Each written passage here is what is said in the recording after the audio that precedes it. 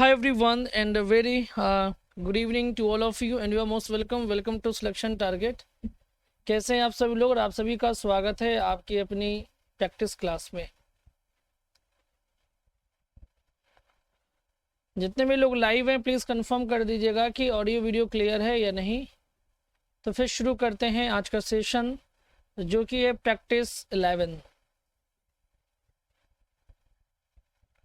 चलिए राम राम नमस्कार आदाब सत श्री अकाल हर हर महादेव जय श्री राम गुड इवनिंग।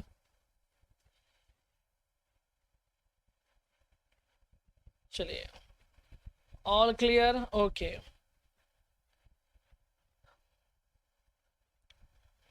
चलिए thank you for the confirmation. चलिए तो आज का शुरू करते हैं सेशन और देखिएगा क्या स्कोर रहता है आपका आज का। ठीक है, और question number first is I thought he died the pressure. क्या यूज होगा यहाँ पर बताइए।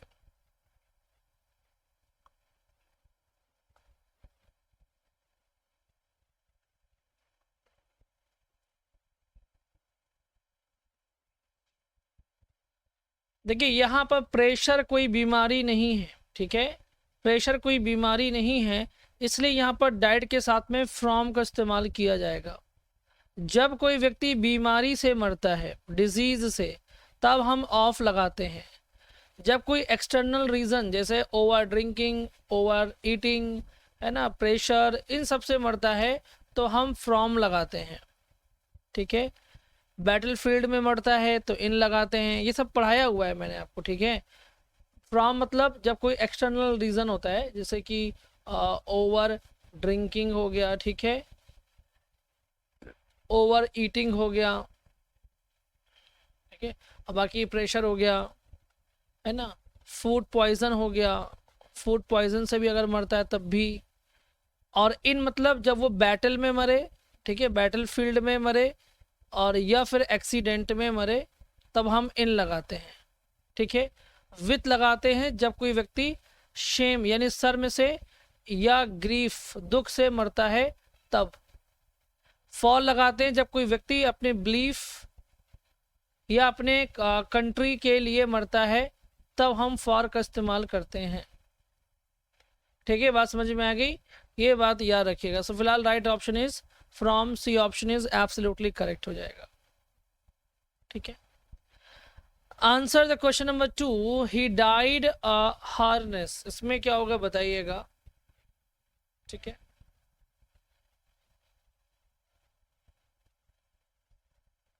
He died harness. देखिए इसमें ये तो एक ईडीएम भी है, ये एक ईडीएम है और आपको पता है कि डाइड इन हार्नेस होता है, ये एक ईडीएम है। डाइड इन हार्नेस का मतलब होता है काम करते दौरान मर जाना, यानी सर्विस काल के दौरान मर जाना, डाइड इन हार्नेस कहलाता है। तो इसमें आएगा B option is absolutely correct. ठीक है, ये तो ईडीएम भी है, याद रखिएगा। आंसर दीजिएगा क्वेश्चन नंबर 3 का, आई लाइक हिम दो he makes me angry sometimes. यहाँ पर दो का पार्ट ऑफ स्पीच क्या होगा बताइएगा। हाँ, कंट्री के लिए मरना, फॉर कंट्री, यस। ठीक है, नहीं नहीं, यहाँ पर ये जो दो है वो कंजंक्शन नहीं है। आप ये भी तो देखिए कि यहाँ पर एक सेंटेंस लिखा गया है, फुल स्टॉप कर दिया गया है, फिर यहाँ दो से स्टार्ट किया गया है, तो ये कंजंक्शन कैसे हो सकता है। ठीक है, टी कैपिटल भी बना हुआ है, तो ये दो अलग अलग सेंटेंस है, ये अलग सेंटेंस है, ये अलग सेंटेंस है। बट ये जो दो है वो बता रहा है आपका, यहाँ पर एक तरह से आप कह सकते हैं कि आपका कंडीशन बता रहा है। ठीक है, कंडीशन क्या बता रहा है, लिखा है आई लाइक हिम, मैं उसको पसंद करता हूँ, और वो एक रिवर्स चीज़ बता रहा है कि रिवर्स का बता रहा है, कॉन्ट्राडिक्टरी कर रहा है कि दो he makes me angry sometimes. तो यहाँ पर ये जो दो है वो एडवर्ब का काम कर रहा है, बी ऑप्शन इज करेक्ट हो जाएगा। ठीक है, दो यहाँ पर क्या होगा, एडवर्ब हो जाएगा, क्योंकि आप खुद ही देखिए ना कि दो अलग अलग सेंटेंस हैं, ये अलग सेंटेंस है, ये अलग है, तो ये कॉन्ट्राडिक्ट कर रहा है। ठीक है, तो इसमें क्या होगा आपका, C option is sorry C कह रहा हूँ, B option is absolutely correct हो जाएगा, एडवर्ब। ठीक है, चलिए आंसर दीजिएगा क्वेश्चन नंबर 4 का। I am used to eating sweets, यहाँ पर यूज्ड टू का पार्ट ऑफ स्पीच क्या होगा बताइए।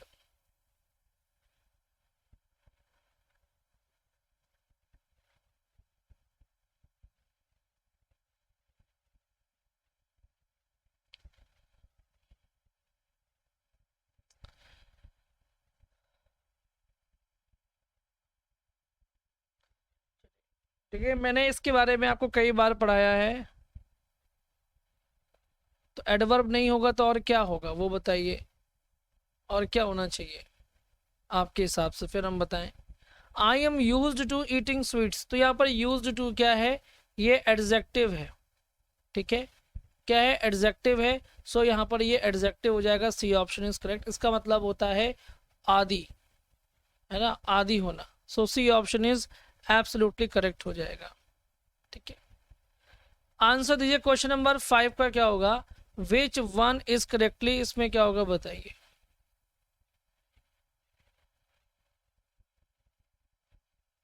ठीक है, आदि होने के सेंस में यूज मैंने आपको पढ़ाया है। ठीक है, मैं आपको फिर से बता दे रहा हूं। ठीक है सर, कैसे होगा, अच्छा ये इसकी स्पेलिंग देखिए क्या होगा, मिसलिनियस। हाँ, हैव यूज्ड टू जो है हैबिट के रूप में आएगा तो वो हमेशा एडजेक्टिव ही होगा। ठीक है, मिसलेनियस की स्पेलिंग ये होती है MISCELL, सेल हो गया, और बाद में ANEOUS, मिस सेल एन अस, मिसलेनियस इसका मतलब होता है मिश्रित। ठीक है, और मैं आपको बता दे रहा हूँ, थोड़ा सा एक चीज़ क्लियर कर देता हूँ कि जब भी यूज्ड टू बी की फॉर्म के साथ में आएगा, ये भी माइंड कीजिएगा मैं क्या कह रहा हूँ, जब भी यूज्ड टू बी की फॉर्म के साथ, चाहे is am are was were के साथ में अगर ये इस्तेमाल होता है तो ये आपका हो जाएगा क्या, ये आपका एडजेक्टिव हो जाएगा, ये बात याद रखिएगा। ठीक है, पहली बात तो ये, अगर बी की फॉर्म के साथ में नहीं है, जैसे मैंने कहा कि ही यूज्ड टू स्मोक, मैंने कहा ही यूज्ड टू स्मोक लिखा, तो यहाँ पर यूज्ड टू जो है ये वर्ब का काम कर रहा है। और ये कैसी वर्ब है, ये आपको भी पता है कि ये आपकी मार्जिनल वर्ब है। कैसी वर्ब है, ये आपकी मार्जिनल वर्ब है। बात समझ में आ गई। ठीक है, ये मार्जिनल वर्ब के रूप में काम करता है, और जब बी की फॉर्म के साथ में होता है तो ये एडजेक्टिव का काम करता है। Is that clear? अब किसी को कोई डाउट हो तो बता दीजिएगा। ठीक है, चलिए, है ना, ओके। और इसमें भी एक बच्चे ने पूछा था कि एडवर्ब कैसे हुआ, तो आप खुद ही सोचिए ना कि ये एडजेक्टिव तो हो नहीं सकता क्योंकि किसी की क्वालिटी तो बता नहीं रहा है, कंजंक्शन भी नहीं है क्योंकि दो क्लॉज को जोड़ नहीं रहा है, प्रीपोजिशन भी नहीं है क्योंकि ऐसा भी कोई रिलेशन नहीं बता रहा है ये किसी के साथ में कि आप इसका कोई ऑब्जेक्ट हो, कोई रिलेशन नहीं, तो यही बचता है एडवर्ब, आपका यही आंसर सही हो जाएगा बी वाला। ठीक है, चलिए, इसके बाद में आपको आंसर देना है क्वेश्चन नंबर 6 का, ही वॉज फिल्ड डिस्पेयर, इसमें क्या होगा बताइएगा।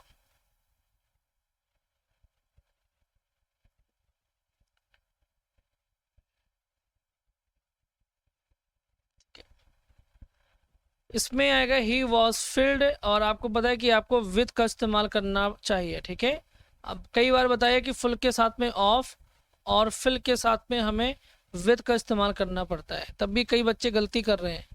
गलती मत कीजिए, फुल के साथ में ऑफ, फिल के साथ में विद का इस्तेमाल किया जाता है। तो फिल्ड विद डिस्पेयर, डिस्पेयर का मतलब होता है निराशा, है ना, जिसका पेयर नहीं बनेगा भाई वो तो निराश हो ही जाएगा, है ना, और कहेगा हे प्रभु मेरा पेयर कहाँ है, मैं कब तक सिंगल रहूंगा। B option is correct. Question number 7, your innocence is beyond any doubt, तो full form of innocence, sorry innocence का पार्ट ऑफ स्पीच क्या होगा, है ना,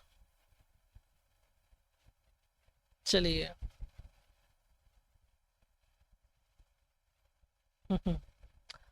अब यहाँ पर ये इनोसेंस जो है, सिंपल सी बात है कि ये नाउन है।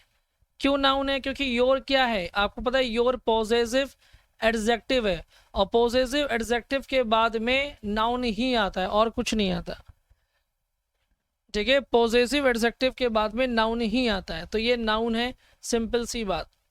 और वैसे भी जिसमें ENCE, ANCE, NESSTION है ना, ये वर्ड जो लगे रहते हैं ये नाउन ही बनाते हैं, ठीक है। नाउन बनाने के लिए ही हम इन सफिक्स का इस्तेमाल किया करते हैं, ठीक है। एक तरीका ये भी है पहचानने का, पर सबसे ऑथेंटिक तरीका यही है कि पॉजिटिव एडजेक्टिव के बाद में नाउन आता है, ठीक है।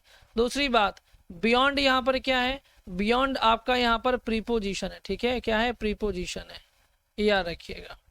तो फिलहाल यहाँ पर इनोसेंस क्या है, नाउन है, A option is absolutely correct, ठीक है। क्वेश्चन नंबर 8 का क्या होगा, the police think that he may be there yesterday at the scene of crime, क्या होगा इसका आंसर बताइए।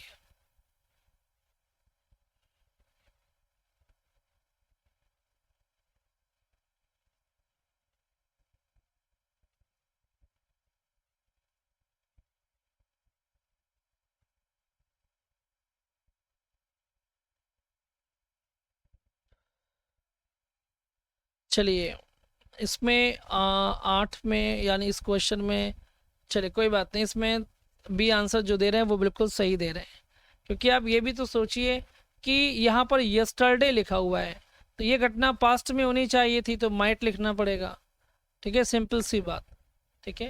यानी पुलिस यह सोचती है, पुलिस सोचती है कि उसे वहाँ पर होना चाहिए था पास्ट टेंस में, so might be there at the scene of crime, so B option is absolutely correct हो जाएगा, याद रखिएगा, ठीक है।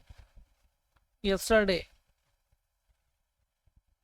तो भाई यस्टरडे में तो सीधा सिंपल सा नियम है कि वर्ब की सेकेंड फॉर्म लगती है, ठीक है। क्वेश्चन नंबर 9 का क्या होगा, my father once said to me if I can't trust my people then I don't want to be doing this, इसमें क्या होगा बताइएगा।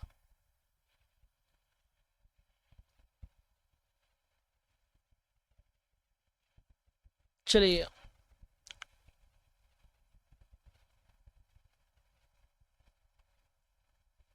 ठीक है,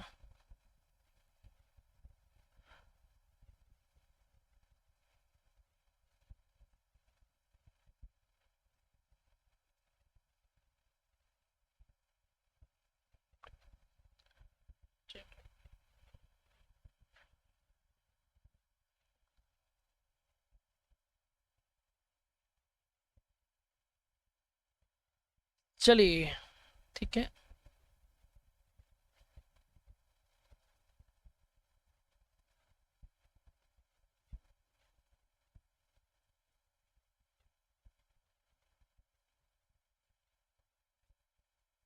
ओके, इसमें बी आंसर कर रहे हैं, कुछ बच्चे सी कर रहे हैं, कुछ ए भी कर रहे हैं, बट बी यहाँ पर आंसर कर रहे हैं। पहली बात तो जो ए कर रहे हैं वो ये भी तो गौर करिए कि यहाँ पर जो आपका क्वेश्चन है उसमें मी आपका क्या है, ऑब्जेक्ट है, तो यहाँ पर चेंज थोड़ी करेंगे हम रिपोर्टिंग वर्ब के सब्जेक्ट और ऑब्जेक्ट को नहीं चेंज करते हैं, तो हिम थोड़ी हो जाएगा, ये तो ऐसे ही गलत हो गया, ठीक है। तो ये तो बिल्कुल टोटली रॉन्ग। दूसरी चीज यहाँ पर देखिए क्या लिखा हुआ है कि my father once told me that if he couldn't trust, अब यहाँ पर देखिए क्या लिखा हुआ है, हिज आएगा, क्योंकि माई जो चेंज होगा वो चेंज होगा फादर के अकॉर्डिंग, फादर थर्ड पर्सन है, थर्ड पर्सन का पॉजिटिव क्या होगा, हिज होगा, तो यहाँ पर हिज सही है। माई को जो लोग सी लगा रहे तो आपने माई को चेंज ही नहीं किया, तो ये भी तो गलत है ना, चेंज करना चाहिए यहाँ पर, ठीक है। चलिए, और यहाँ पर आपको पता है कि दिस का दैट हो जाता है, यहाँ पर दिस को चेंज ही नहीं किया गया, तो यहाँ पर ये भी गलती है। सो इस तरह से आपका बी वाला आंसर जो होगा वो एब्सोल्युटली करेक्ट हो जाएगा, क्योंकि दिस का दैट हो जाता है, नाउ का देन हो जाता है, दिस का दोज हो जाता है, ठीक है। So B option is absolutely correct. अभी मेरा पेड क्लास में वॉइस स्टार्ट किया है, वॉइस की बात नरेशन ही पढ़ाना है, ठीक है। ठीक है, बात समझ में आ गया। हाँ, ये हिज फादर से भी शुरू है, बिल्कुल। चलिए आंसर दीजिए क्वेश्चन नंबर 10 का, after taking her to the hospital I dropped, ठीक है, हाँ, I dropped her at her place, make it passive. हाँ बिल्कुल, एलिमिनेट करके ही करना भी चाहिए, इसी में बुद्धिमानी है। ठीक है,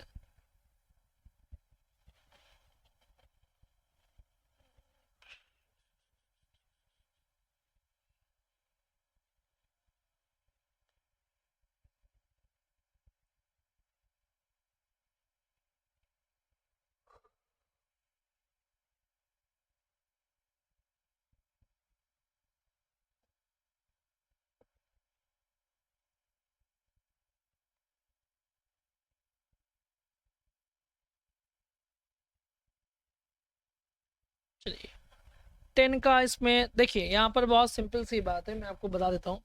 ठीक है, देखिए after taking her to the hospital, ये क्या है, ये आपका पार्टिसिपल फ्रेज है। ठीक है, इसमें कुछ भी चेंज नहीं हो सकता, यहाँ पर कोई चेंज करने वाला, मतलब चेंज आप कर सकते हैं, जैसे आपको चेंज करना है तो यहाँ पर करिए टेकिंग, क्योंकि टेकिंग माने ले जाना, मतलब टेकिंग माने, ठीक है। और वैसे तो आईएनजी तो आप इसमें कर सकते हैं, बीइंग टेकन कर सकते हैं यहाँ पर। ठीक है, बीइंग टेकन, यहाँ पर ये पार्टिसिपल चेंज हो गया, टेकिंग का बीइंग टेकन हो गया। ठीक है, पहले यहाँ में चेंज हुआ, यहाँ पर वर्ब की सेकेंड फॉर्म है तो यहाँ पर चेंज होगा, वॉज ड्रॉप्ड हो जाएगा। ठीक है, और ये आपका ऑब्जेक्ट है तो सब्जेक्ट बनेगा, जो कि शी बन गया है, तो वॉज ड्रॉप्ड लिखा हुआ है। ठीक है, एट हर प्लेस बाई मी हो जाएगा, आई का बाई मी हो जाएगा, और बीइंग टेकन यहाँ पर हो जाएगा, तो आपका ए ऑप्शन करेक्ट है। जो लोग बी लगा रहे हैं तो आप खुद सोचिए कि बीइंग टेकन थोड़ी हो सकता है भाई, अगर आईएनजी रहता है तो हम बीइंग लगाते हैं ना कि बीन लगाते हैं, तो यहाँ पर ये मिस्टेक हो जाएगी। ठीक है, दूसरा यहाँ पर she was sent to hospital and, ये सब नहीं करना है, इतना बड़ा जो आपका सामने सेंटेंस है उसी को पैसिव कन्वर्ट करना है, तो यहाँ पर ये सब नहीं होगा, ये भी गलत है सी वाला। ठीक है, और यहाँ पर ऑन लगा दिया गया, यहाँ पर देखिए प्रीपोजिशन को चेंज कर दिया, एट की जगह पर ऑन कर दिया गया है, तो ये भी गलत है। सो आपका आंसर ए सही हो जाएगा। ठीक है, तो ये बात हमेशा ध्यान रखिएगा कि आपको एलिमिनेट करना आना चाहिए, जैसे मैं आपको एलिमिनेट कर रहा हूँ, चारों ऑप्शंस को आपस में मैच कराइए। ठीक है, यहाँ पर टेकिंग है तो बीइंग टेकन हो गया, ये पहला क्लियर। ठीक है, यहाँ पर ये है, और इतने का आप पैसिव बनाएंगे, क्या बनाएंगे, तो ये आपका ऑब्जेक्ट है, सब्जेक्ट बन जाएगा, कि पास्ट टेंस में तो वॉज ड्रॉप्ड हो जाएगा, एट जो है वो लगेगा ही लगेगा, और हर प्लेस हो जाएगा, आई को हम बाई मी में कन्वर्ट कर देंगे, तो ये वाला बिल्कुल सही है, ऐसे करा जाता है। ठीक है, चलिए question number 11, reading newspapers will help you in understand banking and business concept. ठीक है, बात समझ में आ गया।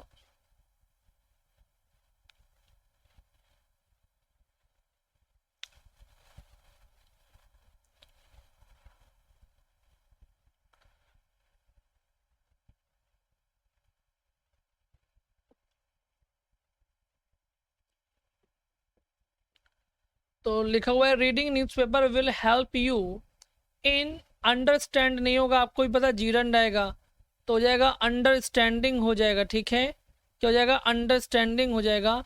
सो आपका B option is absolutely correct. ठीक है, इसमें आईएनजी आप लगा दीजिए, जीरंड हो जाएगा आपका।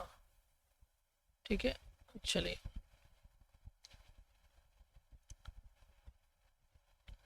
Okay, question number 12, find out correctly spelled.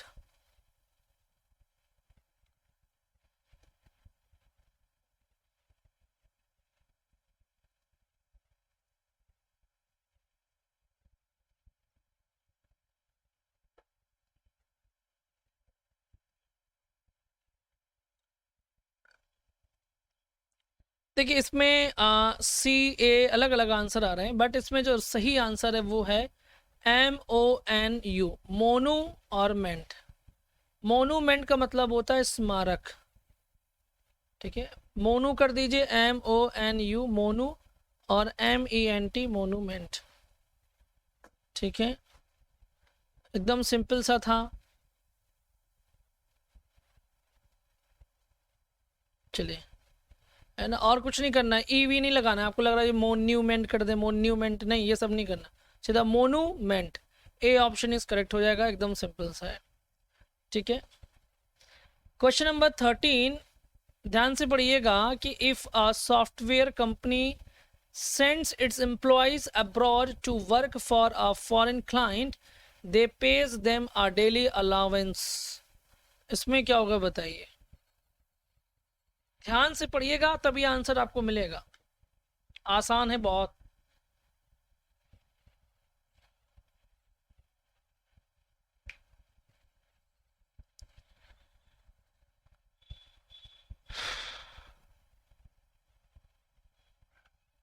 देखिए ठीक है, हाँ आप लोग का ऑप्शन तो सही चुन रहे हैं सी, लेकिन लॉजिक एक बच्चे ने दिया बट वो गलत दिया है। कारण ये है कि आपको ये बात तो कर पता है कि दे के साथ में पेज नहीं आता, ठीक है, दे के साथ में पेज नहीं आता, ये बात तो पता है। लेकिन अगर मुझे लगता है किसी ने अगर यहाँ पर पे कर दिया होता तो शायद आप आंसर भी ना पकड़ पाते। यही कारण है कि हम लॉजिक नहीं लगाते हैं, क्योंकि मान लीजिए मैंने तो पेज लिखा हुआ है, अगर यही सवाल आ जाए वो पेज की जगह पर यहाँ पर एस हटा दे तो फिर आप क्या करोगे, तब आप कंफ्यूज जाओगे कि आपको लगेगा दे पे तो बिल्कुल सही है। बट आप ये भी तो सोचिए कि दे किसके लिए आया हुआ है, कंपनी के लिए दे आया हुआ है। भाई जब कंपनी अपने एम्प्लॉयज़ को काम करने के लिए बाहर भेजेगी तो पेमेंट कौन करेगा, कंपनी करेगी। जब कंपनी आपकी कलेक्टिव नाउन है तो कलेक्टिव नाउन सिंगुलर होता है ना, ठीक है, तो पूरी मतलब जो कंपनी होती है वो पे करती है ना, कोई एक आदमी थोड़ी पे करता है। तो इसलिए यहाँ पर कंपनी के लिए हम क्या करेंगे, इट का इस्तेमाल करेंगे, तो इट की वजह से यहाँ पर पेज आएगा, ठीक है। तो ये आप कॉन्सेप्ट समझिए, क्योंकि अगर वो पेज नहीं करेगा तो आप इसमें चकरा जाओगे, आपको लगेगा मैं कहाँ पे सही करूँ, है ना। और यहाँ पर देखिए कंपनी सिंगुलर भी है तभी यहाँ पर सेंट्स लिखा हुआ है, तो जब भी कलेक्टिव नाउन सिंगुलर होता है तो हम उसके लिए इट प्रोनाउन का इस्तेमाल करते हैं, प्लूरल होता है तो हम दे लगा देते हैं, ये बात याद रखिएगा। सो सी ऑप्शन इज करेक्ट हो जाएगा, याद रखिएगा, ठीक है। चलिए, तो इट आया है कंपनी के लिए, कंपनी सिंगुलर है, यहाँ पर ध्यान रखिएगा। यहाँ पर भी तो देखिए ना इट्स एम्प्लॉयज लिखा हुआ है, देखिए कंपनी पॉजिटिव एडजेक्टिव है ना, कंपनी का पॉजिटिव एडजेक्टिव देखिए इट्स यहाँ पर लगा हुआ है, ठीक है, याद रखिएगा। चलिए Hina ji, thank you so much. Question number 14, which sequence is grammatically correct, ठीक है, इसमें क्या होगा बताइए।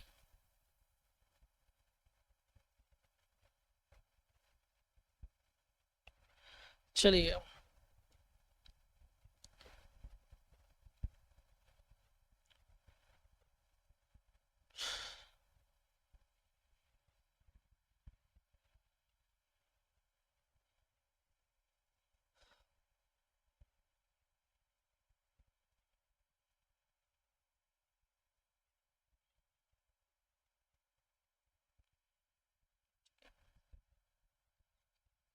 इन सवालों को कैसे करना है समय बचाने के लिए मैं आपको बता दूं कि कोशिश कीजिए पहले एक अंदाज़ा लगाइए कि इसमें से सबसे पहला जो सब्जेक्ट होगा वो कौन हो सकता है, या सबसे पहला लेटर कौन सा हो सकता है।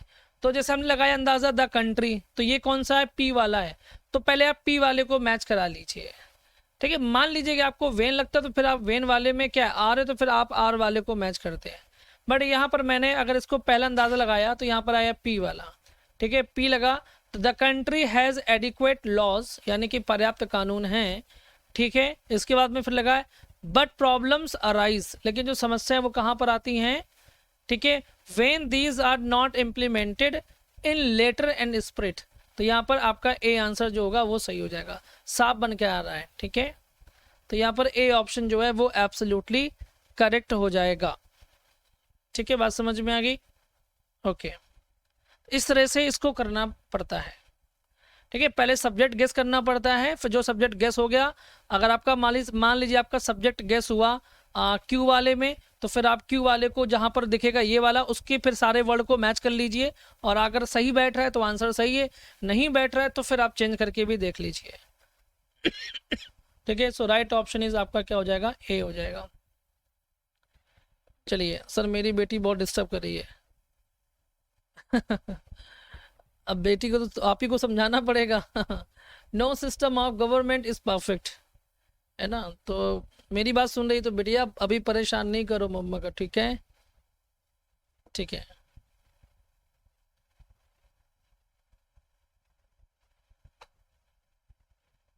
हाँ, इन लेटर जो स्प्रिड होता है ना, ये एक ईडियम होता है, ठीक है। इसका मतलब होता है जो आपका एक वास्तविक इंटेंशन होता है ना, उसकी बात करता है ये, ठीक है। ठीक है, ये एक ईडियम है, यानी कि वास्तविक इंटेंशन के साथ में, ये कह सकते हैं।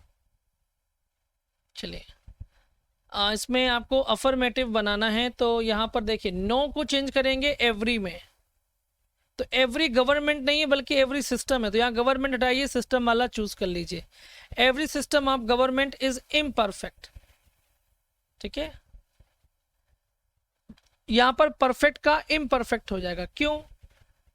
क्योंकि मीनिंग चेंज नहीं करना है ना, तो वो कह रहा है कोई भी गवर्नमेंट परफेक्ट नहीं है, तो वो यही कह रहा है कि हर एक गवर्नमेंट जो है वो इम्परफेक्ट है। इसका मतलब यही हुआ कि कोई गवर्नमेंट परफेक्ट नहीं है। सो इसमें राइट ऑप्शन क्या हो जाएगा? बी हो जाएगा, क्लियर हो जाएगा, है ना। B option is correct. बच्चों को ट्रेंड कीजिए, ठीक है, किस समय में कैसा बिहेव करना है। और बहुत छोटे हैं तो फिर घर पे कोई और अगर है तो उसको दे दीजिए, या उसको किसी और काम में बिजी कर दीजिए, ठीक है। बाकी आप रोक नहीं सकते तूफान को तूफान को सिर्फ डाइवर्ट कर सकते हैं, है ना। A place where dead bodies are kept for identification. ठीक है, जहां पर आइडेंटिफिकेशन के लिए रखा जाता है उसको क्या बोलते हैं? हाँ, मैं कई बार मैं इसको पढ़ा चुका हूँ। देखिए, बॉडी जो आइडेंटिफिकेशन के लिए रखते हैं उसको मॉर्ग बोलते हैं, ठीक है, मॉर्ग। बात समझ में आ गया। सिमेट्री जहां पर दफनाया जाता है, यानी कि कब्रिस्तान आप कह सकते हैं, ग्रेव यार्ड जिसको कहा जाता है। क्रीमेटोरी मतलब जहां पर शवदाह, जहां पर शव को जलाया जाता है। मॉर्ग आप देखते नहीं है कि एक रूम होता है, उसमें बहुत सारे रैक बने होते हैं और रैक में डेड बॉडीज पड़ी होती हैं, फिर वैसे खोलते हैं दिखाने के लिए, है ना, वो चीज़। और मॉर्चरी में क्या होता है कि मॉर्चरी में पोस्टमार्टम के लिए रखा जाता है। किसके लिए रखा जाता है? पोस्टमार्टम के लिए रखा जाता है, सॉरी मोर्टम, MORTEM, पोस्टमार्टम के लिए रखा जाता है। C option is absolutely correct हो जाएगा। ठीक है, देखिए बच्चों को आप मना नहीं कर सकते। चुप, अगर आप बच्चों से ये कहेंगे चुपचाप बैठ जाओ, कभी नहीं बैठेगा, उसको डाइवर्ट कर दीजिए, ठीक है। और डाइवर्ट करने के लिए कुछ क्रिएटिव चीज़ें घर पे रखिए बच्चों के लिए, कुछ ऐसी चीज़ जिससे वो सीखे भी और कुछ बनाएं, बिजी रहें, है ना, बजाय मोबाइल देने के। टू क्राई वोल्फ, इसमें क्या होगा बताइएगा, ठीक है। टू क्राई वोल्फ इडियम है,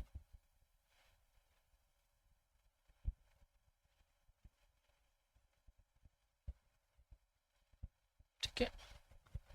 टू क्राई वोल्फ मतलब क्या होता है ना, to give always false alarm, ठीक है। To give false alarm, you can say B option is correct, to give false alarm, है ना।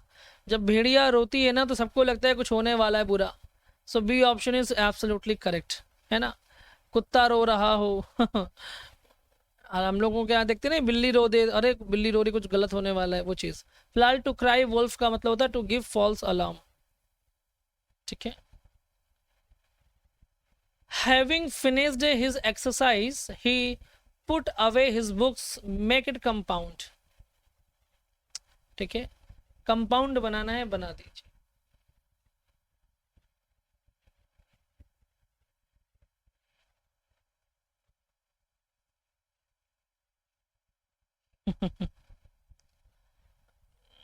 चलिए डी ऑप्शन कर रहे हैं, अच्छा ठीक है, तो डी वाला बिल्कुल सही है। लिखा हुआ ही finished his exercise and put away his books, ये सही है, ठीक है। क्योंकि यहाँ पर बट का सेंस नहीं है, येट का सेंस नहीं है, और का सेंस नहीं है तो सारे कंपाउंड, बट ये सब गलत सेंस दे रहे हैं, ये वाला सही सेंस दे रहा है। So D option is absolutely correct हो जाएगा, ठीक है। क्वेश्चन नंबर क्या होगा? 19, India is the largest democracy in the world, make it comparative.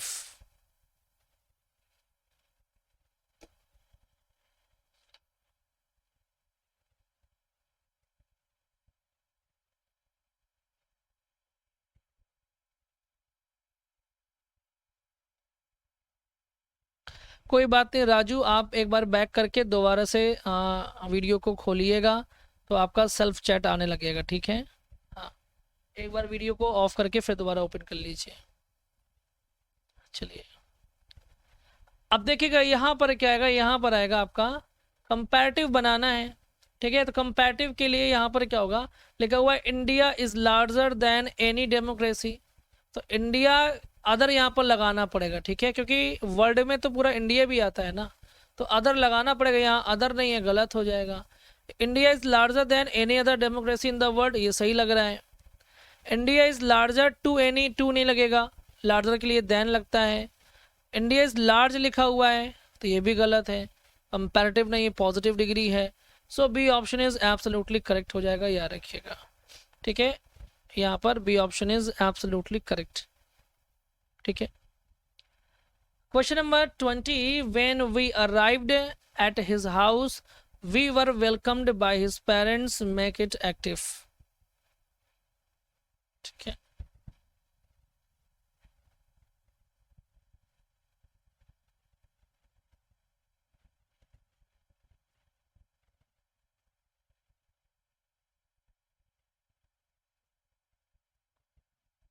ठीक है,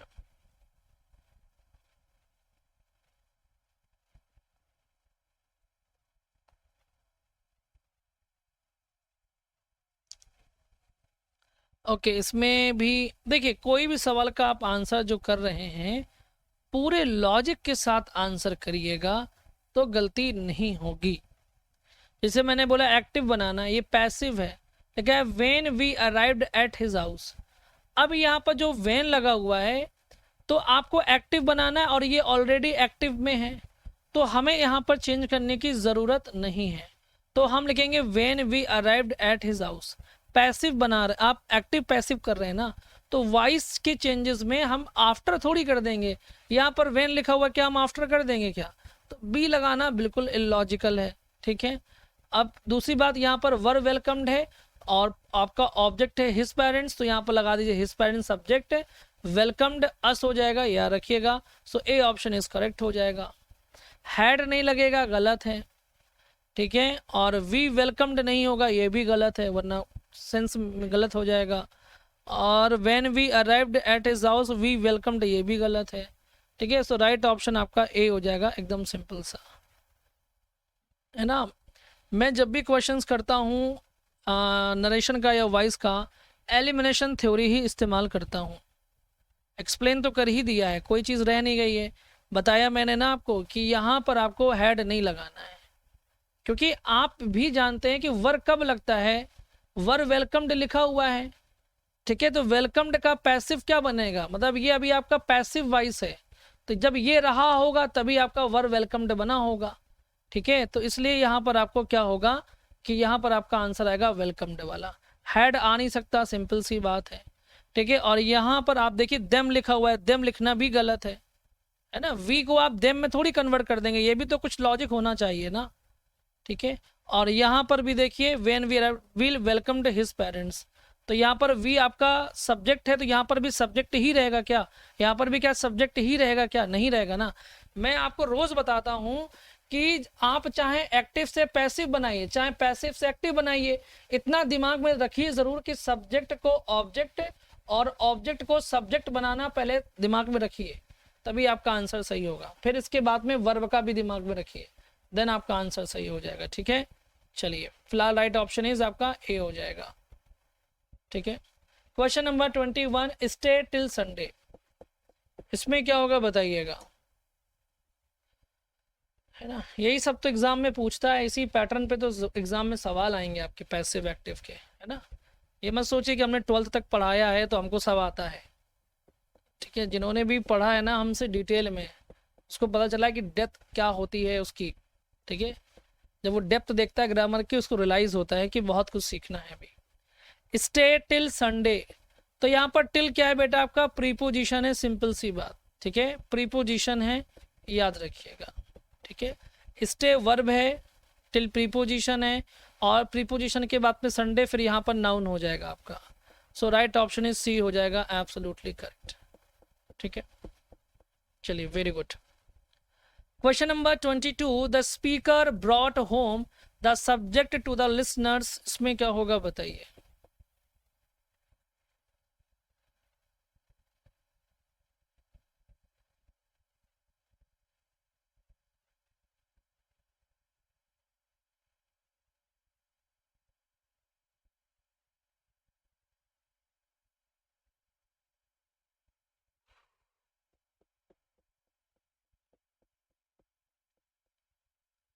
ब्रॉट होम का क्या मतलब होता है? ब्रॉट होम का मतलब होता है टू मेक फुली अंडरस्टैंड, ठीक है, यानी पूरी तरह से समझ जाना। अब कोई चीज़, जैसे आप पेपर देने जाइए, एग्जाम सेंटर पे लगेगा यार मुझे कुछ आ रहा है कुछ नहीं आ रहा है, लेकिन जब आप घर पहुंचेंगे, घर पेपर को लेके जाएंगे, ठीक है, तो आपको लगेगा कि यार मुझे तो ये भी आ रहा था, एग्जाम टाइम पे क्यों नहीं आ रहा था। तो वो चीज़ होता है। तो ब्रॉट होम मतलब to make fully understand. D option is absolutely correct हो जाएगा, ठीक है। चलिए question number 23, it is high time that India did something about the population problem.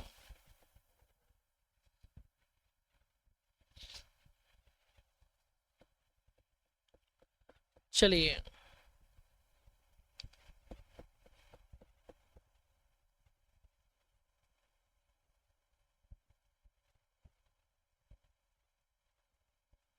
It is high time का क्या मतलब होता है, ये मैं आपसे पूछना चाह रहा हूँ, ठीक है। इट इज हाई टाइम का क्या मतलब होता है?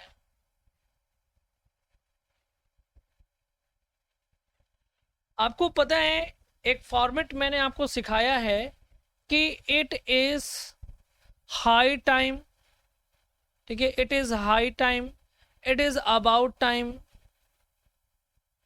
ठीक है ना, it is about time, it is opportune time, है ना। सिखाया नहीं सिखाया? और ये भी सिखाया है कि इसके बाद ना इट इज राइट, इसके बाद में वर्ब की सेकेंड फॉर्म आती है, सिखाया है।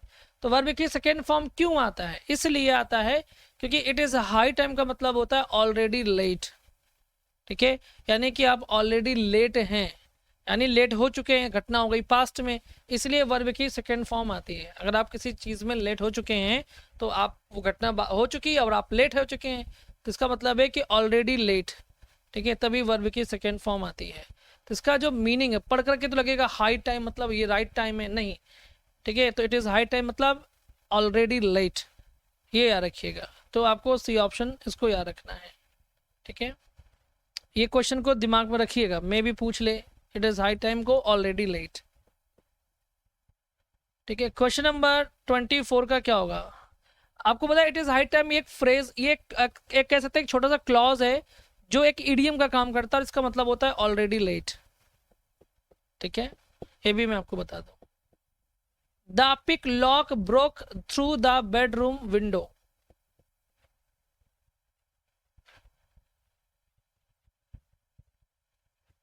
है ना।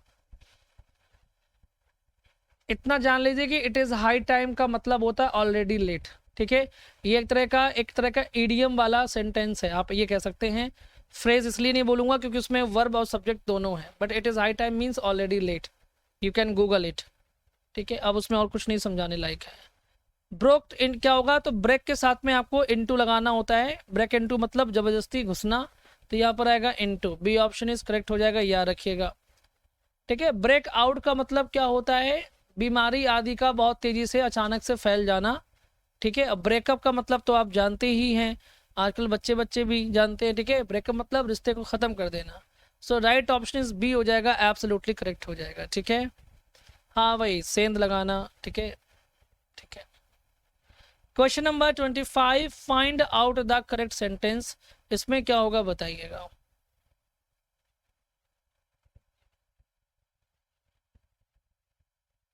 ठीक है,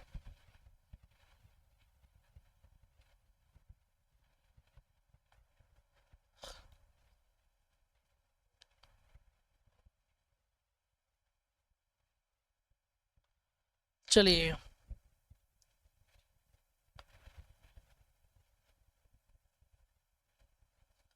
इसमें आपका आएगा, देखिए यहाँ पर जो आपका राइट आंसर आएगा 25 वाले में कौन सा करेक्ट है, तो देखिए लिखा है कि नीदर ऑफ देम आर, तो नीदर के साथ में आर तो नहीं आएगा, साइड सी बात है, क्या आएगा? इज आएगा। एनी वन के साथ में लिखा हुआ है तो ये गलत है, क्योंकि आइज हर व्यक्ति के पास दो ही होती हैं, और हर व्यक्ति के पास में दो आंखें होती, तो एनी वन तो नहीं आएगा, बल्कि आपको लगाना पड़ेगा यहाँ पर ईदर लगाना पड़ेगा, ठीक है। और ours is a populous country, ये आपका बिल्कुल सही है। और एवरी वन के साथ में हम वंस नहीं लगाते बल्कि हिज का इस्तेमाल करते हैं, ठीक है। अवर्स यहाँ पर क्या है तो समझिए, अवर्स यहाँ पर है पॉसेसिव प्रोनाउन, क्या है? पॉसेसिव प्रोनाउन है। हम इसका इस्तेमाल कर सकते हैं अगर इसमें एडजेक्टिव तो निकल के आ ही जाएगा कि अवर का, अवर्स का अवर हो जाएगा। और किसकी बात हो रही, कंट्री की बात हो रही है ना। यानी कहने का मतलब ये हुआ कि our country is a populous country, ठीक है। Our country is a populous country, ठीक है। Our country is a populous country.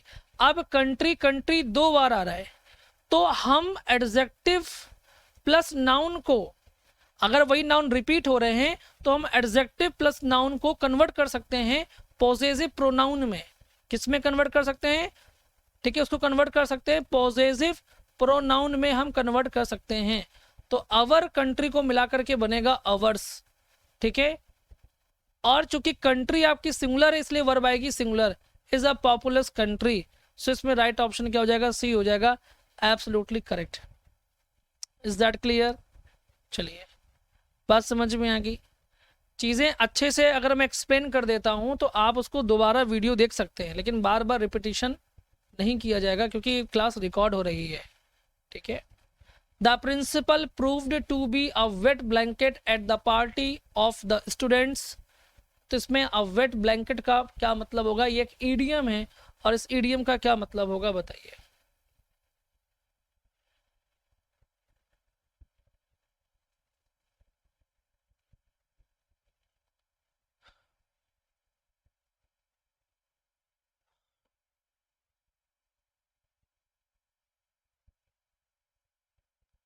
ठीक है, अ वेट ब्लैंकेट का मतलब होता है कि ऐसा व्यक्ति जो आपके एंजॉयमेंट को खराब कर दे। सोचिए कि आप मस्ती से एंजॉय कर रहे हो और कोई व्यक्ति आपके ऊपर गीला ब्लैंकेट डाल देगा तो क्या होगा, तो आपका मज़ा ख़राब हो जाएगा, ठीक है। तो वेट ब्लैंकेट का मतलब होता है ऐसा कोई भी व्यक्ति जो आपके मज़े को ख़राब कर रहा हो, उसको आप अ वेट ब्लैंकेट कह सकते हैं। So A option is absolutely correct, ठीक है। 27 which one is correctly spelled.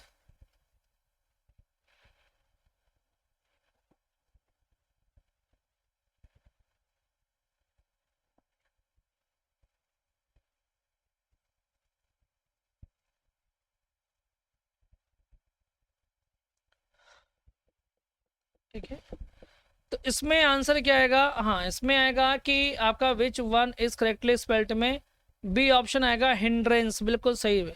Hindrance का मतलब होता है रुकावट या बाधा, ठीक है। स्पेलिंग क्या है, हिंद। तो हिंद के भागने में RAN, हिंद के भागने में क्या है, रुकावट है, RANCE, ठीक है। हिंद के भागने में क्या है, रुकावट है, बाधा है, ठीक है। तो ये आपको मैंने ट्रिक भी बता दी याद करने की। सो बी ऑप्शन इज करेक्ट, ठीक है।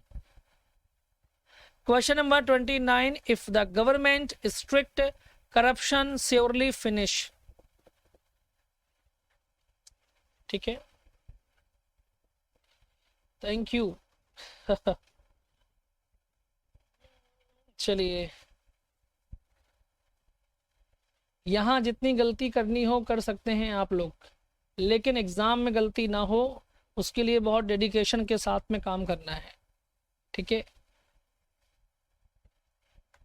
इफ़ द गवर्नमेंट, इसमें क्या आएगा आपको पता है कि अगर हम बिकम्स यानी कि प्रेजेंट इंडेफिनिट यूज़ करेंगे कंडीशनल क्लॉज में, तो दूसरे वाले में सिंपल फ्यूचर यूज़ करेंगे, ठीक है।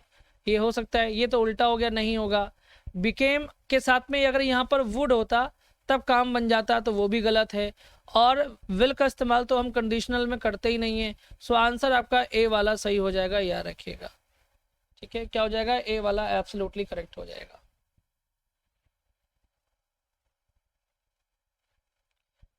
29, she stared up at the stars above। above का पार्ट ऑफ स्पीच क्या होगा बताइएगा।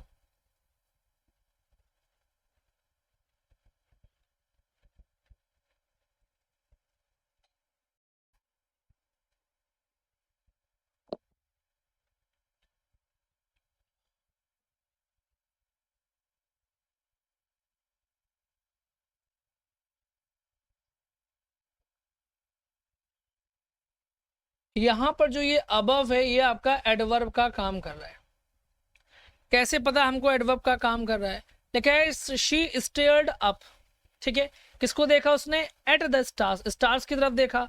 स्टार्स कहाँ पर होते हैं? अबव माने ऊपर होते हैं। ये वेयर का पूछ रहा है, वेयर का आंसर है।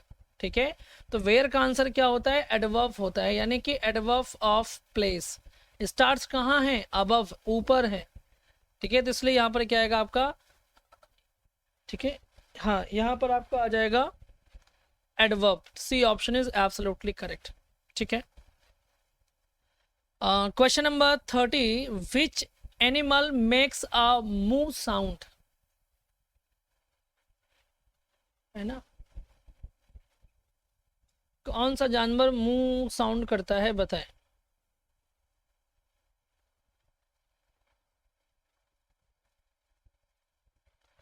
अरे बेटा, कैट कहाँ मुंह साउंड करती है? है ना, हॉर्स भी नहीं करता है, ये तो बचपन में पढ़ाया गया है। मुंह ऐसे कौन करता है? काऊ करती है। भाव भाव कौन करता है? डॉग करता है। म्याऊ म्याऊ म्यू कौन करता है? म्यू कैट करती है। और हिननाता कौन है? नी, हिननाना हॉर्स नी। ठीक है, ये तो राइट ऑप्शन आपका क्या हो जाएगा? बी हो जाएगा, एब्सोल्युटली करेक्ट। है ना, कमाल करते हैं। बिल्ली के लिए भी आप मुंह लगाएंगे तो फिर कैसे काम चलेगा? यानी बिल्ली को भी आप मुंह लगाएंगे तो कैसे काम चलेगा? Question number 31, the necklace is made gold. है ना, बस ऐसा ना हो कि पेपर में आ जाए तो वहीं पर बोलना शुरू कर दे। किसकी आवाज है? म्यू म्यू, किसकी आवाज? टीचर का पगला गया लग रहा है, ये बेचारा फ्रस्ट्रेट हो गया है।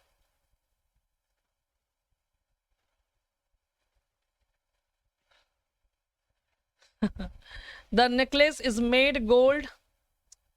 देखिए, necklace is made of gold हो जाएगा यहाँ पर। ठीक है, मेड ऑफ गोल्ड, क्योंकि आपने गोल्ड को पिघलाया, अच्छे से उसको शेप दिया, नेकलेस बन गया। नेकलेस को फिर से गला दिया, गोल्ड बन गया। तो इसलिए आपका ये क्या है? ऑफ है। जहाँ पर रिवर्स कंडीशन हो सकती है वहाँ पर ऑफ, जहाँ पर रिवर्स कंडीशन नहीं होती वहाँ पर फ्रॉम लगाते हैं, याद रखिएगा। है ना, B option is correct.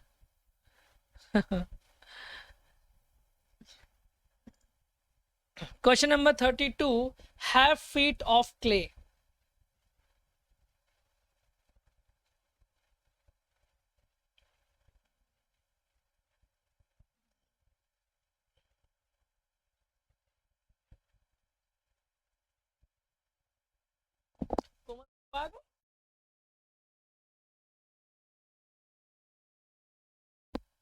Have feet of clay, clay माने मिट्टी।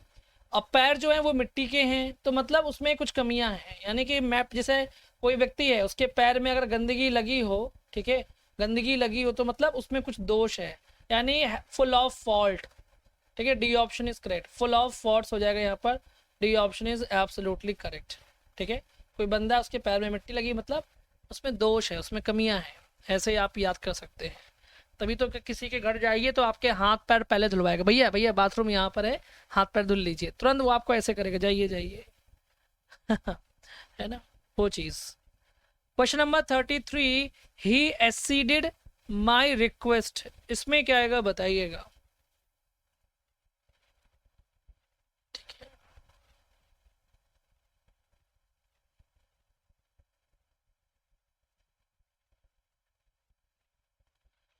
ही exceeded my request,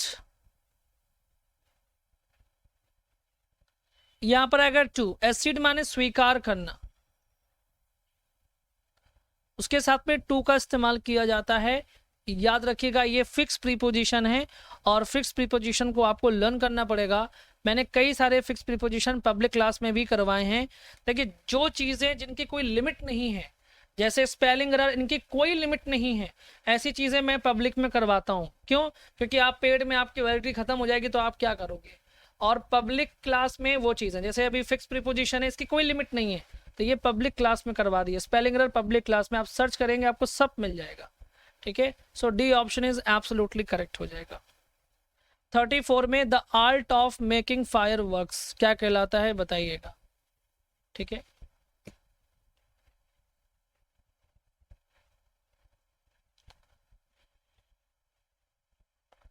the art of making fireworks. Okay, हाँ, इसके लिए सिंपल सा बात है, पायरोटेक्निक्स। बिल्कुल सही जवाब, C option is absolutely correct. ठीक है, चलिए C option is absolutely correct हो जाएगा।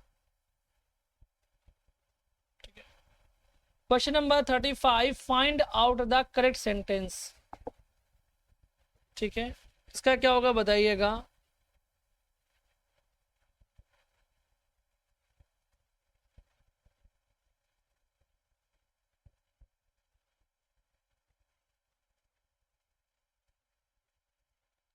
ठीक है,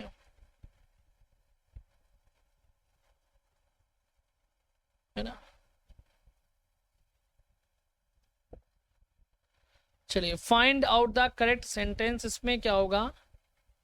देखिए अगर आप देखेंगे तो आप पाएंगे इसमें कि ही केम मी, ये गलत है, यहाँ पर टू मी होना चाहिए।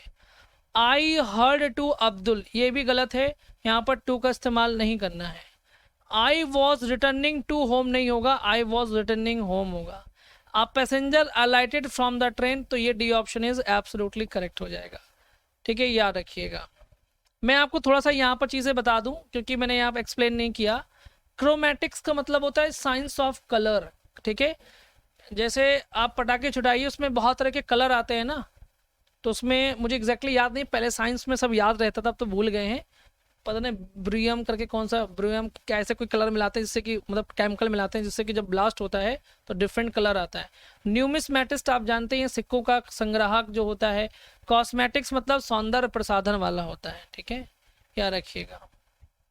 इसके बाद में आपको आंसर देना है, क्वेश्चन नंबर 36 का क्या होगा बताइएगा। ठीक है, चलिए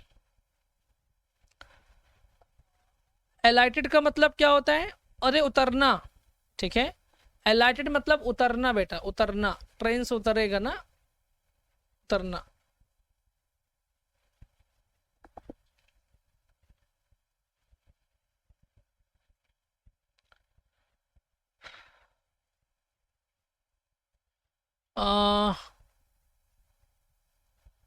दीपिका जी, चलिए बहुत बढ़िया, वेरी गुड। बस यही तो है, यही तो चाहते हैं कि आप लोगों की स्किल इतनी अच्छी हो जाए कि सिलेक्शन सुनिश्चित हो जाए।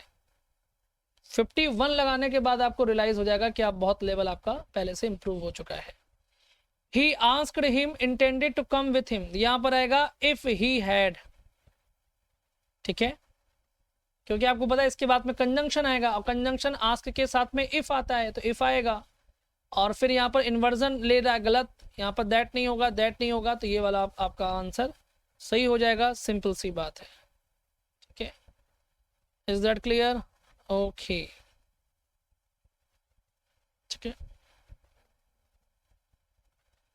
इसमें क्या होगा बताइएगा, ये करेक्ट, इसको पंक्चुएशन बताना है, ध्यान से पढ़िए और बताइए। ठीक है,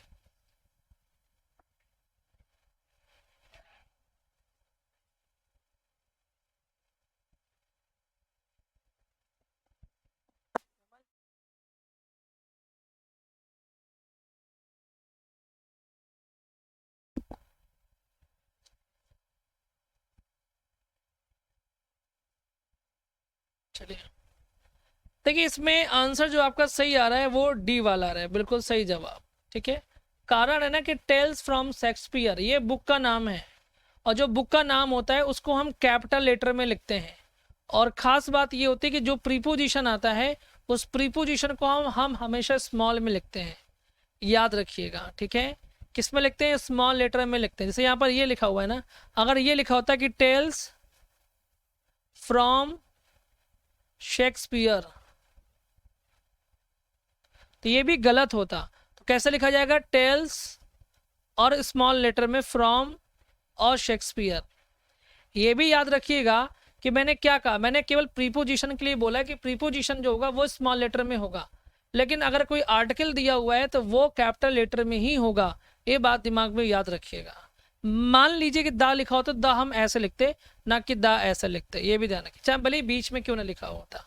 ठीक है, तो ये बात भी पॉइंट दिमाग में रखिएगा। सो फिलहाल राइट ऑप्शन इज डी हो जाएगा, absolutely correct. 38, we didn't get office 10 AM।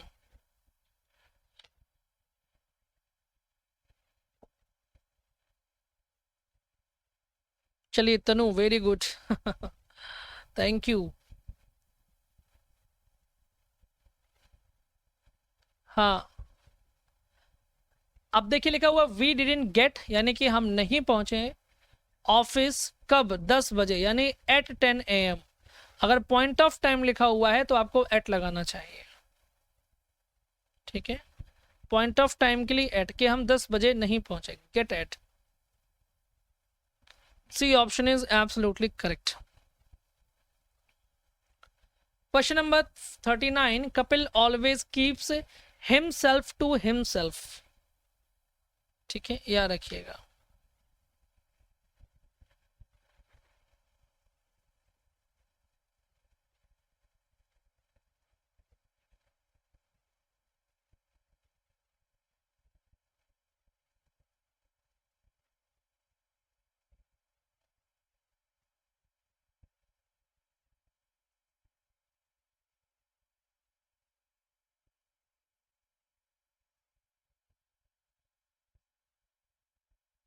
Kapil always keeps himself to himself, इसमें क्या होगा, तो आपको यहाँ पर यह है कि हिमसेल्फ टू हिमसेल्फ मतलब होता है इज अनसोशल, ठीक है, अनसोशल। तो नहीं, इसमें क्या करना है, ये नहीं भी लिखा होगा तब भी इतना गेस कर सकते हैं कि हिमसेल्फ टू हिमसेल्फ अगर डार्क किया गया है, इसका मतलब है कि हमें इसकी मीनिंग को जानना है। और ये ईडीएम है, उसका मतलब होता है अनसोशिएबल, यानी जो व्यक्ति केवल अपने तक सीमित रहता है वो व्यक्ति सामाजिक नहीं होता, उसको हम इंट्रोवर्ट भी कह सकते हैं, ठीक है, कि अपने तक ही सीमित रखना। सो इज अनसोशिएबल यहाँ पर हो जाएगा, बी ऑप्शन इज करेक्ट, ठीक है। Question number 40, what is abeyance. ऐसे क्वेश्चंस आपके एग्जाम्स के लिए बड़े इंपॉर्टेंट है, ठीक है। कभी कभी वो डेफिनेशन पूछ सकता है किसी शब्द की। नहीं, सेल्फिश एक अलग चीज हो गई।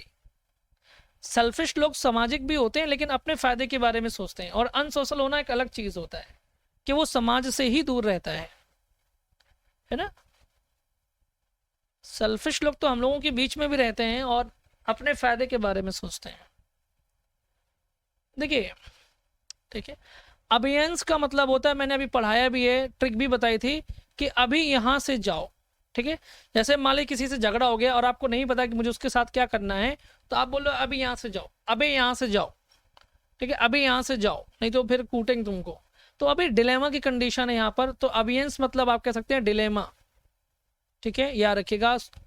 दुविधा, a state of temporary suspension, कि अभी जाओ फिर बाद में निपटेंगे तुमसे, है ना। D option is absolutely correct, कि अभी यहाँ से जाओ, अभी यहाँ से जाओ, बाद में निपटेंगे। तो सस्पेंड आपने कुछ समय के लिए टाल दिया कि जाओ अभी बाद में देखते हैं, है ना, सोचेंगे, छोड़ दिया जाए कि मार दिया जाए, बोल तेरे साथ क्या सलूक किया जाए,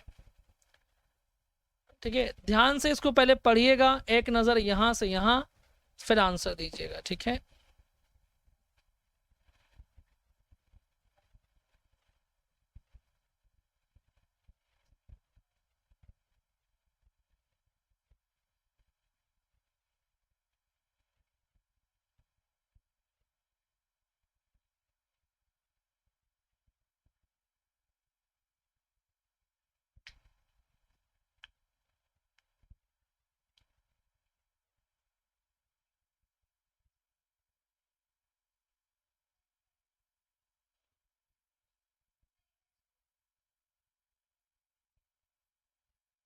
ठीक है,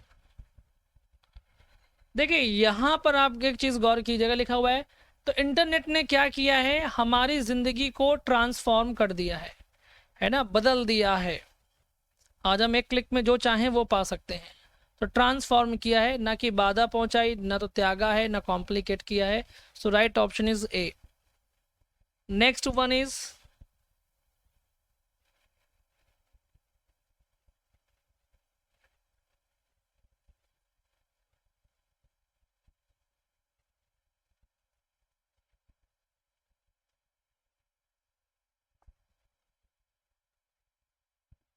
ठीक है, हाँ, इसमें जो राइट ऑप्शन आएगा वो आएगा आपका इनेबलिंग आएगा, क्योंकि इनेबल मतलब होता है इस योग्य बना देना। परमिट का मतलब होता है कि परमिशन लेना, तो परमिशन थोड़ी लेते हैं हम इंटरनेट से, है ना, वो हमें इनेबल करता है। इंटरनेट हमारे पास है तो हम इस इनेबल हैं, हम योग्य हैं कि हम चीज़ को कर सकते हैं। So C option is absolutely correct हो जाएगा, याद रखिएगा। परमिट मतलब होता है किसी से परमिशन लेना, वो नहीं होगा। इंटरनेट से थोड़ी कहते हैं कि गूगल बाबा है, इंटरनेट बाबा हमको ये परमिट दे दो कि हम कुछ भी ढूंढ लें, नहीं। वो तो आपको, वो आपके पास इंटरनेट है, आप इनेबल कर लीजिए अपने आप को, कुछ भी यूज़ कीजिए, है ना। क्वेश्चन नंबर 3, इसका क्या होगा बताइएगा, है ना।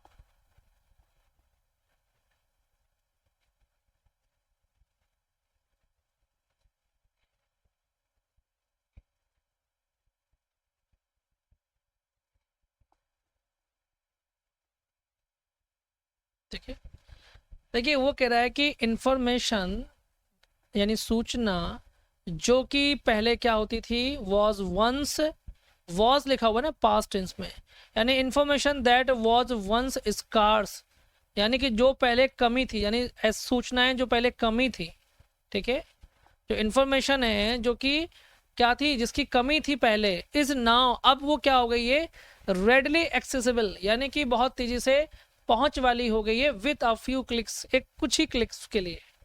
अबंडेंट माने नहीं होगा प्रचुरता, डिजायर्ड नहीं होगा, इग्नोर्ड नहीं होगा, स्कार्स यानी कि कमी, है ना। भाई जब तक इंटरनेट का ज़माना नहीं था तो क्या था, इंफॉर्मेशन की कमी रहती थी। आज हम जो चाहें वो चीज़ एक क्लिक में पढ़ सकते हैं, एक चीज़ में कर सकते हैं, ठीक है। तो स्कार्स यहाँ पर आएगा, याद रखिएगा। नेक्स्ट वन,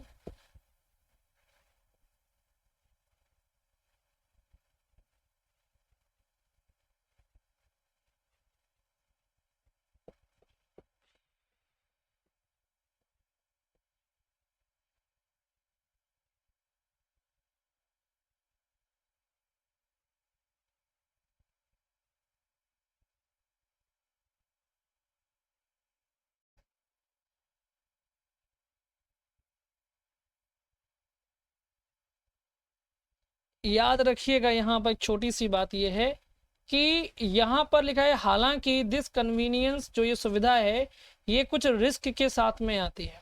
इंटरनेट में रिस्क भी होता है, जैसे मैं ही भोग चुका हूँ एक बार।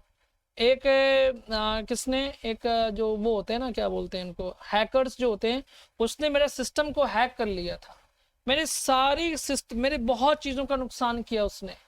पर ईश्वर की कृपा से ये था कि कुछ चीज़ें मैंने निकाल ली थी पढ़ने वाली पहले से ही पेन ड्राइव में, तो वो बच गई, नहीं तो हम तो हालत ख़राब हो जाती है हमको सब कुछ रिकवर करने में। और उसने हमसे डिमांड किया था $1000, मीन्स समझ रहे हैं, 84,000 रुपीज़, है ना। इतना पैसा होता तो कहे को फिर, वो भी जब स्टार्टिंग की थी मैंने तब की बात। Concern have become increasingly important as more data is shared online, ठीक है, इसमें क्या होगा बताइएगा, ठीक है।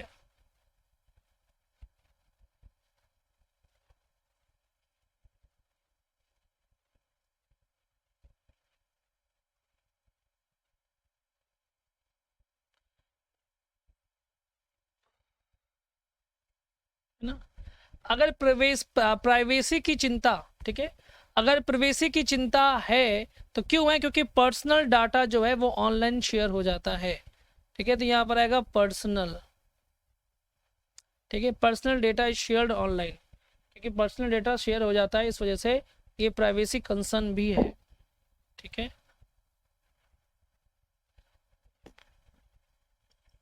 उसके चलिए, एक ही पैरा है, आपको ध्यान से पढ़ना है और बिंदास होके आंसर करना है, ठीक है। चलिए,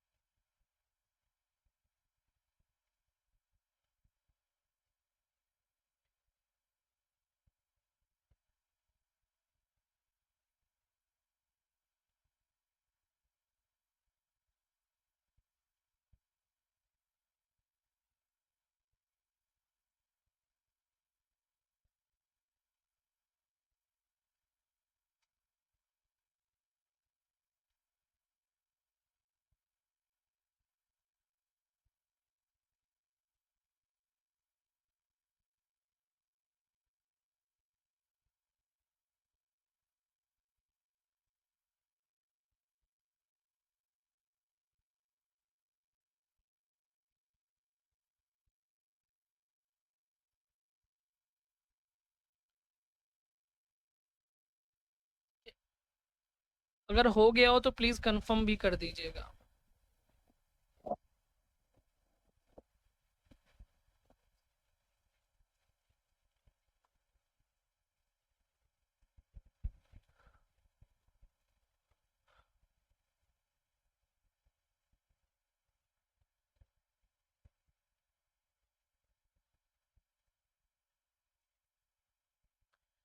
ठीक है, यहाँ पर कुछ चीज़ें जैसे टॉम्स लिखा हुआ है, टॉम्स मतलब होता है कोई बड़ी किताब।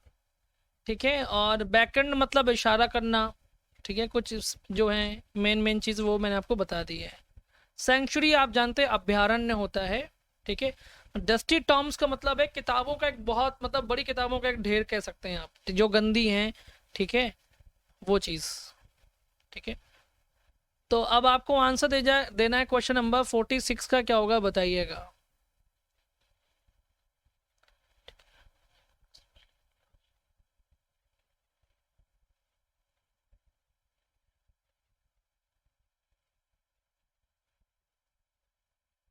ठीक है, टॉम मतलब बड़ी किताब। ठीक है, चलिए। तो वो उसको क्यों मज़ा आता था विजिट करने में बुक स्टोर को? To explore and discover hidden treasures in the form of books.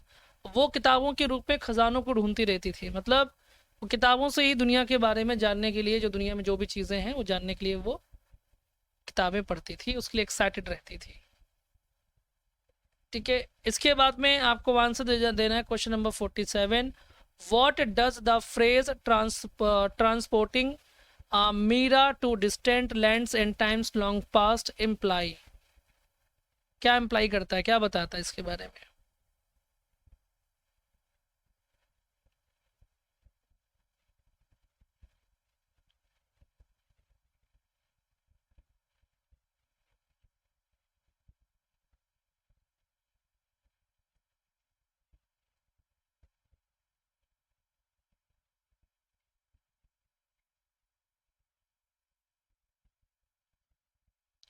Transport यानी कि जब मीरा पढ़ती थी तो ये जो फ्रेज लिखा हुआ है ट्रांसपोर्टिंग मीरा, तो वो अपने आप को डिफरेंट डिफरेंट प्लेस में महसूस करती थी।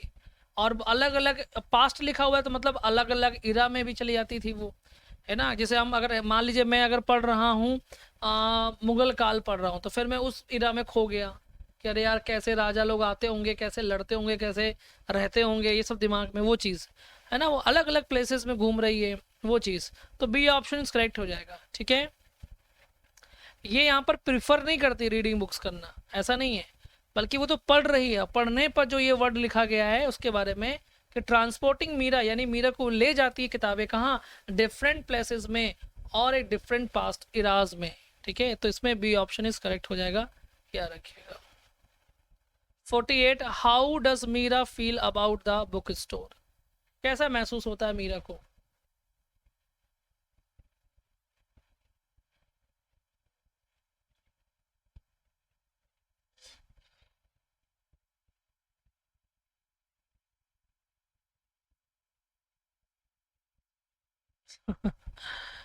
इसमें बड़ा अच्छा आंसर इसका।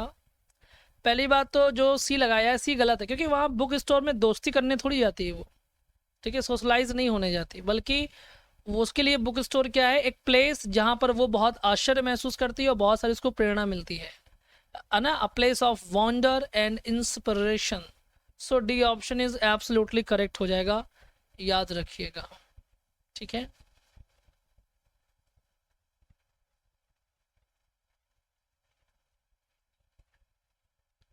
Question number 49।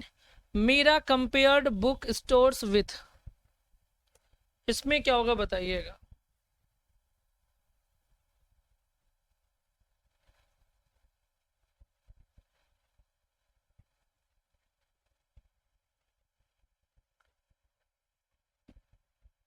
तो Meera compared book store with sanctuary, मैंने अभी इसकी पहले मीनिंग भी बताई थी, है ना, अभ्यारण्य की तरह। So right option is C हो जाएगा, एब्सोल्युटली करेक्ट। ठीक है, and last one, what did Meera love? Meera को क्या पसंद था?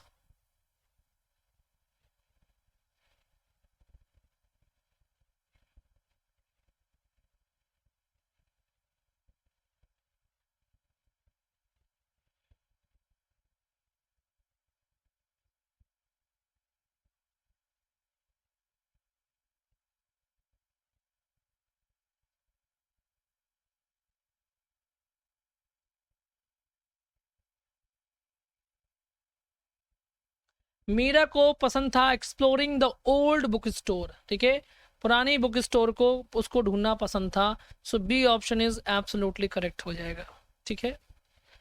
तो ये हो गए आपके पूरे क्वेश्चंस। आई होप कि आपने अपना स्कोर नोट डाउन किया होगा। चलिए ओके, 50, 44, 45, बेहतरीन स्कोर, 43 है ना, 40, 42, ठीक है। अच्छा नीतू जी, चलिए thank you so much. Session पसंद आ रहा है? अगर आपको पसंद आ रहा है तो आप जैसे ही ऐप ओपन करते हैं तो आपके सामने एक आता है राइट योर फीडबैक, तो आप अपना फीडबैक लिख सकते हैं प्रैक्टिस सेशंस के बारे में, जो भी आपको अच्छा लग रहा है ना, जो भी आप फील करते हैं एक बढ़िया सा आप लिख सकते हैं, ठीक है। चलिए ओके, ठीक है। अच्छा दिया है, हाँ तुरंत नहीं दिखता है, जैसे आप लोग, अच्छा आप लोग एक ही बार फीडबैक दीजिए, जैसे आप 2 बार देंगे ना तो उससे कोई फ़ायदा नहीं है, क्योंकि वो दिखता थोड़ा देर बाद में है, ठीक है। हाँ रश्मि करें क्लोज टेस्ट में, क्लोज टेस्ट को आपको मैंने तरीका बताया ना, पहले वो तरीका सीखना पड़ेगा, ठीक है। हॉलीडे कब से हैं? हॉलीडे नहीं है, ठीक है। दशहरा 12 को है तो बस 12 को ही छुट्टी होगी जहाँ तक, ठीक है। और सुनिए क्लोज टेस्ट के बारे में पहले मैंने आपको बताया है कि पहले एक बार शुरू से अंत तक पढ़ लीजिएगा, इससे मालूम चल जाएगा, एक ओवरव्यू मिल जाएगा कि हम किस टॉपिक के बारे में आंसर करने जा रहे हैं। फिर उस टॉपिक से जुड़े हुए चीज़ों को हमें आंसर करना है, उसके बारे में सोच सोच करके हमें आंसर करना है, और ऑप्शंस की जो लिखे रहते हैं उन ऑप्शंस की मीनिंग को पता होना चाहिए, और फिर आपको जो उस टॉपिक से के रिगार्डिंग जो मीनिंग सबसे अच्छी होती है वो आपको चुनना होता है। तो ये अभ्यास से ही आएगा, ठीक है। निधि जी करें आपकी क्लास से बहुत इम्प्रूव है, थैंक यू सो मच, ठीक है। और ठीक है, रेनर मार्टिन से क्या पढ़ें क्या ना पढ़ें? रेनर मार्टिन से केवल आप पढ़िए सिंथेसिस, क्लॉज, फ्रेज, ट्रांसफॉर्मेशन, बस, और कुछ मत पढ़िए। फिक्स प्रीपोजिशन भी आप पढ़ सकते हैं, और बाकी बहुत कुछ पढ़ने के लिए उसमें अभी नहीं है, ठीक है। ऐसे तो आप पूरी किताब पढ़ डालिए, कोई दिक्कत नहीं है, बट बहुत चीज़ें आपको कंफ्यूज भी करेंगी, इसलिए बस मेन टॉपिक यही है उसके लिए। दशहरा 12 अक्टूबर को है, ठीक है, 12 अक्टूबर को है। ऐसा ही प्रैक्टिस है लिटरेचर में भी मिल जाता तो हम और ज़्यादा इम्प्रूव हो जाते।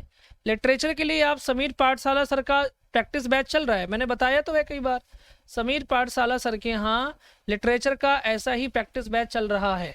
आप उनसे बात कर सकती हैं, डेमो मांग सकते हैं, वो आपको हेल्प करेंगे, ठीक है। नंबर ना हो तो आप मुझसे ले लीजिएगा, व्हाट्सअप कर दीजिएगा, मैं आपको नंबर उनका प्रोवाइड कर दूंगा, आप ज्वाइन कर सकते हैं, ठीक है। वो बेस्ट टीचर हैं टीजीटी के लिए, क्योंकि देखिए एक चीज़ ये भी फ़ायदा है कि वो सिर्फ टीजीटी पढ़ाते हैं, और जो टीचर अपने काम में लिमिटेड होता है ना वो अपने काम पे बेस्ट देता है, ये मेरा मानना है।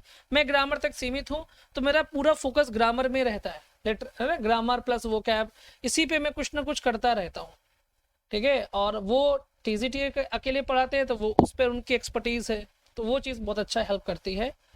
तो अगर आप इंटरेस्टेड है, अच्छा पीजीटी के लिए तो फिर आपको मुश्किल है कहीं जो मिल जाए, अभी पीजीटी के लिए मुश्किल है। सर आपकी पेड बैच की वीडियोस को डाउनलोड करने के बाद जब बैच इनवैलिड हो तो वीडियो रिमूव हो जाता है? हाँ वो तो आपको जो कुछ भी आपके पेड बैच में मिलता है वो आपको 1 साल तक के लिए मिलता है। 1 ईयर के बाद में आप कुछ भी डाउनलोड करके रखिए वो सब रिमूव हो जाएगा, सिवाय पीडीएफ है, क्योंकि पीडीएफ को डाउनलोड करने के बाद में अगर आपने इसको अपने मोबाइल स्टोरेज में ले लिया तो ये आपको आपके सेव रहेगी, बट वीडियो जो हैं वो ऐप के अंदर ही रहती हैं, इस वजह से आपको ये वीडियोस 1 ईयर बाद रिमूव हो जाती हैं, ठीक है। एक बच्चे कहते हैं गुरुजी कोर्स की हमें ड्यूरेशन बढ़ानी होती तो बढ़ा दीजिए।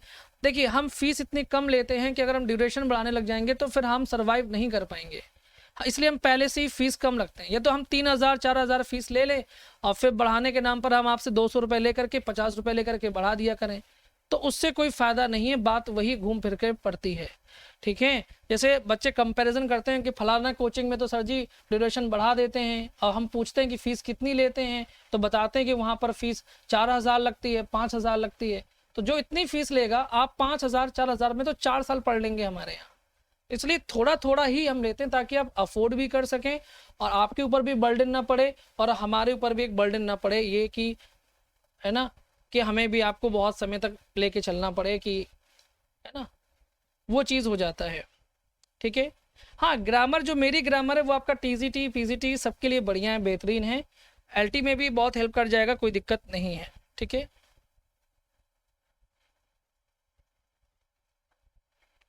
चलिए, ठीक है, चलिए।